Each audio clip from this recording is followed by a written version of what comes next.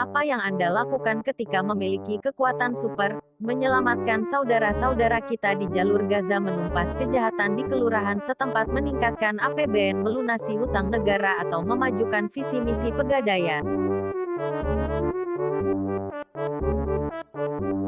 No. Matt! Can we get out of here? Dude, no way!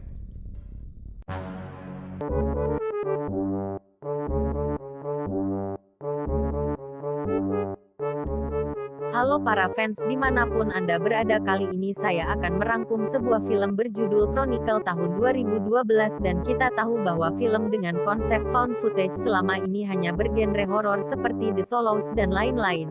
Namun film ini mengambil tema yang sangat berbeda dan menjadi satu-satunya film found footage di dunia yang bertemakan superhero. Langsung saja hapus chat mantan, pikirkan masa depan, kurangi begadang selama menonton, dan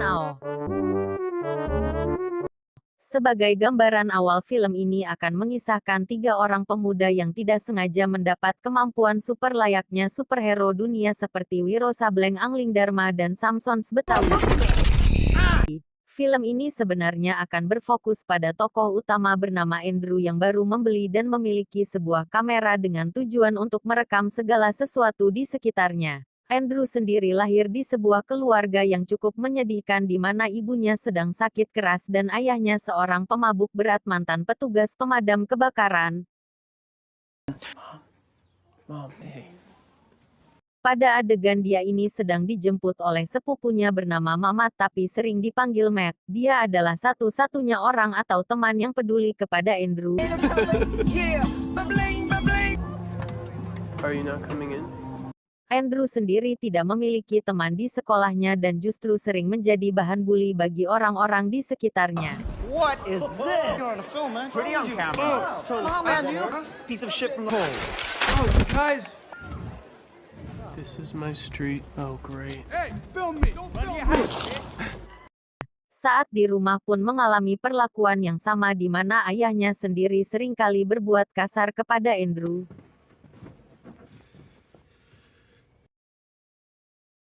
Suatu hari Andrew dan Matt datang ke sebuah pesta. Andrew yang membawa kamera di saat pesta berlangsung tiba-tiba dihadang dan dipukul oleh seseorang yang tidak suka dengan kegiatan Andrew yang merekam pesta tersebut. Okay.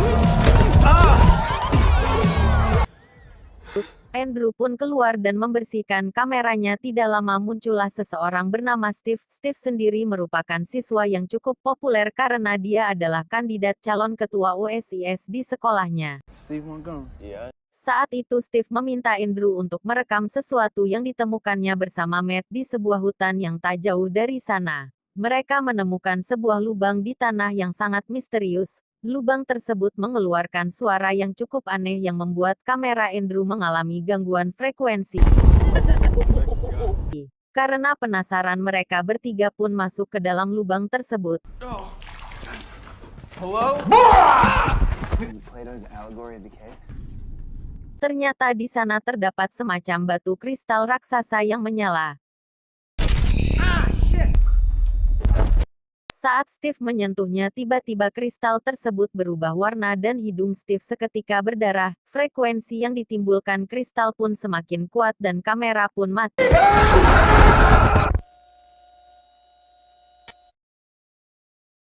Tidak diceritakan secara detail apa yang terjadi kepada mereka saat itu. Adegan pun berpindah ke waktu beberapa minggu setelah kejadian tersebut. Mereka terlihat sedang bermain bola dan tengah menguji sesuatu, entah apa sebabnya. Setelah kejadian itu mereka ternyata tidak sengaja mendapat kemampuan semacam telekinesis, di mana mereka mampu mengendalikan dan menggerakkan sebuah objek tanpa menyentuhnya. Wow. Oh, man, stop. Get it. That was awesome. Mereka pun memutuskan kembali ke tempat di mana lubang itu berada untuk mencari tahu apa yang sebenarnya terjadi pada mereka. Namun lubang tersebut sudah tertutup oleh tanah dan nampaknya masih menjadi misteri, dan sampai akhir film pun tidak diceritakan asal-usul dari mana lubang dan kristal itu berasal. Like, what's up with your dad? Like, what's his story? Yeah. Oh, nice. Sejak saat itu mereka bertiga terus melatih kemampuannya dan menggunakan kemampuannya untuk hal-hal tidak penting seperti berbuat jahil kepada orang-orang di sekitarnya. Mereka memilih melakukan itu karena memang tidak tahu mau diapakan kekuatan tersebut. Look at that girl, stay in school.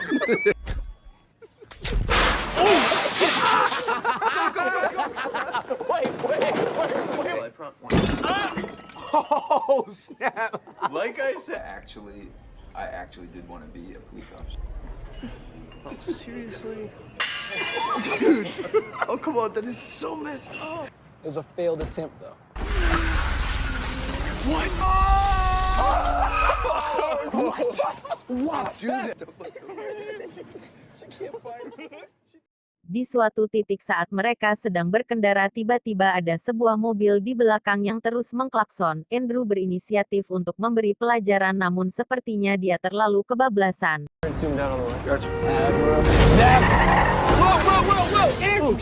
Mobil tersebut pun terjun dan tenggelam di sungai. Beruntung orang tersebut masih bisa diselamatkan. Are you calling the cops? Setelah kejadian itu Matt memberi peraturan untuk tidak menggunakan kekuatan tersebut ke makhluk hidup. Di saat sendiri Andrew terlihat menerbangkan kameranya dan merasa bahwa hidupnya sama saja dengan atau tanpa adanya kekuatan tersebut. Di sini kita bisa menyimpulkan bahwa Andrew adalah sosok yang kesepian bahkan dengan kemampuan yang dimilikinya saat ini tidak membuat kehidupan yang berubah. Suatu hari Andrew dan Matt disuruh pergi ke suatu tempat oleh Steve. Tiba di sana mereka hanya melihat mobilnya tanpa tahu di mana Steve berada. Tak diduga Steve ternyata sedang melayang di atas. Steve kemudian menyuruh Matt dan Andrew untuk melakukan hal yang sama. Awalnya mereka kesulitan melakukan itu namun dengan cepat mereka terbang dan justru asyik bermain-main di atas awan. Jir kebayang kalau bisa terbang kayak gitu mungkin liburan ke Paris akan lebih irit terus kalau mau boker tapi rokok abis juga bisa sempetin beli dulu ke warung, kapan ya bisa terbang? Entahlah hanya mas-mas Indosiar yang tahu. Dengan kemampuan terbang tersebut Andrew dan Steve tempat nongkrong di atas gedung tinggi tanpa takut tidak bisa turun. Di sana mereka mengobrol dan membahas Andrew yang kurang bergaul dan tidak memiliki banyak teman. Steve kemudian mempunyai inisiatif untuk menyuruh Andrew melakukan atraksi sulap di acara pentas seni di sekolah. Yeah. Andrew Detmer. Tiba saatnya Andrew seseorang melakukan atraksi sulap yang mustahil tanpa orang-orang tahu bahwa itu dilakukan dengan kekuatan yang mereka miliki. Dalam sekejap Andrew pun menjadi anak paling populer di kalangan teman-temannya. Di pesta ini Andrew bahkan mendapat seorang wanita yang mau melakukan penyelupan bersama dirinya. Tak diduga ini menjadi awal mimpi buruk bagi mereka bertiga. Andrew yang kebanyakan minum ternyata muntah tepat di tubuhnya si wanita. Hal itu dengan cepat menyebar ke semua orang dan menjadi bahan olok-olok teman satu sekolahnya. Andrew yang pemurung pun semakin dibuat terpuruk setelah kejadian tersebut. Bahkan saat di rumah Andrew menggunakan kekuatannya untuk melawan ayahnya yang pemabuk itu.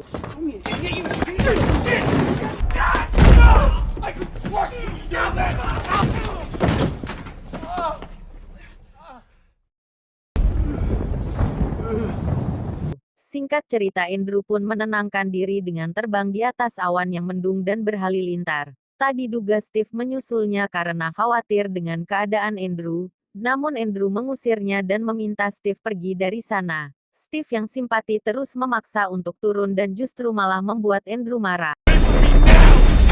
Tak diduga kemarin Andrew tersebut membuat petir di sekitarnya menyambar tubuh Steve hingga tewas.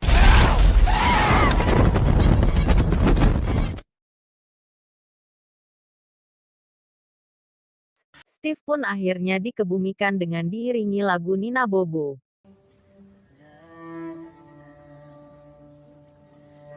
Dulu waktu nonton ini saya kesel banget sama toko si Andrew ini dari awal sampai akhir film gak bisa gitu dikasihani atuh. Kurang simpati apa coba si Matt sama si Steve, sekarang malah Steve tewas sia-sia. Setelah pemakaman selesai Matt menanyakan perihal kejadian yang sebenarnya tapi Andrew justru menghindar dan menyuruh untuk menjauh darinya. This thing. Dari situ Andrew berubah menjadi sosok seperti psikopat yang dianugerahi kekuatan super. Di sekolah Andrew pun mendatangi anak yang suka membulinya dulu. Lalu dengan kekuatan yang dimilikinya Andrew mencabut gigi si anak tersebut. Sejak saat itu Andrew pun menjadi lebih kuat dari sebelumnya dan menjadi paling kuat di antara yang lain. Di sisi lain penyakit ibu Andrew semakin parah karena tidak mendapatkan obat dan tambah diperparah dengan perilaku ayahnya yang tidak bertanggung jawab atas pengobatan ibunya. Andrew pun memutuskan untuk mencari uang sendiri untuk membeli obat ibunya. Dia memakai seragam pemadam kebakaran milik ayahnya dulu dan berencana untuk mencari uang dengan caranya sendiri. Tak diduga Andrew menghampiri para preman di sekitar rumahnya yang dulu sering mengganggunya. Andrew melumpuhkan satu persatu dari mereka dan mengambil uang yang mereka miliki. Dirasa masih kurang, Andrew kemudian pergi ke Alfamart terdekat dan merampok semua yang ada di sana. Si penjaga pun tidak tinggal diam, dia mengambil senjata dan menembak Andrew, namun Andrew menangkisnya dan peluru tersebut justru mengenai pom bensin yang ada di sana. Alhasil terjadi ledakan yang membuat Andrew dirawat di rumah sakit dan disinilah dia sekarang. Tak lama ayahnya pun datang. Dia nampak terlihat bersedih namun bukan karena Andrew tetapi ayahnya justru menyalahkan Andrew atas kematian ibunya yang telah diberikan obat. Si ayah yang emosi kemudian teriak-teriak di depan Andrew yang sedang koma. Tak disangka ternyata Andrew sadar dan tiba-tiba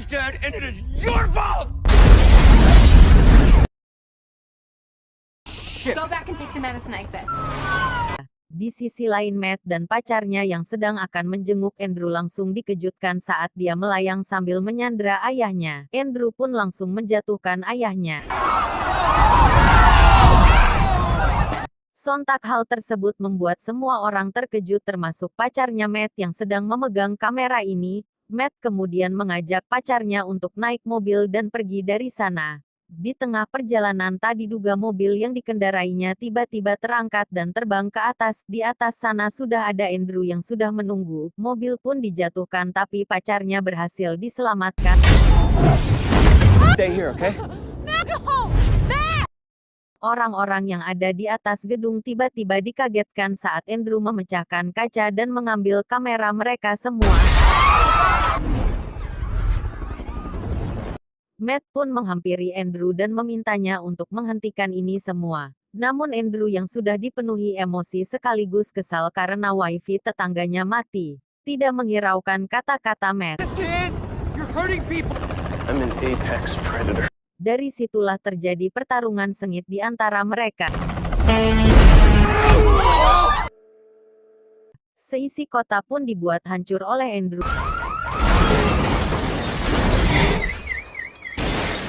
Polisi yang saat itu sudah mengepung menyuruh mereka berdua untuk angkat tangan dan menyerahkan diri. Tapi Andrew yang sudah menjadi setengah Gatot Kaca justru berdiri dan para polisi pun menembaknya.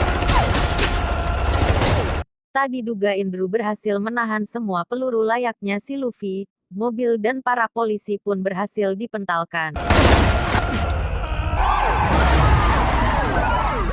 Setelah itu Andrew teriak dan melepaskan hakinya sehingga semua yang berada di sekitarnya hancur. Matt yang melihat hal itu pun tidak bisa tinggal diam. Lalu dengan tombak yang dipegang patung tersebut terpaksa menusuk Andrew hingga tewas.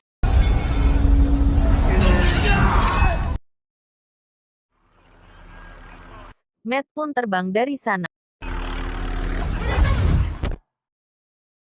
Di ending Matt terlihat terbang melewati laut dan pegunungan. Ternyata dia memutuskan untuk menjadi My Trip My Adventure dan mendedikasikan itu semua untuk Andrew dan Steve yang sudah meninggal. Usut punya usut dia sekarang bergabung bersama Avenger. Tamat ending yang cukup menggantungkan.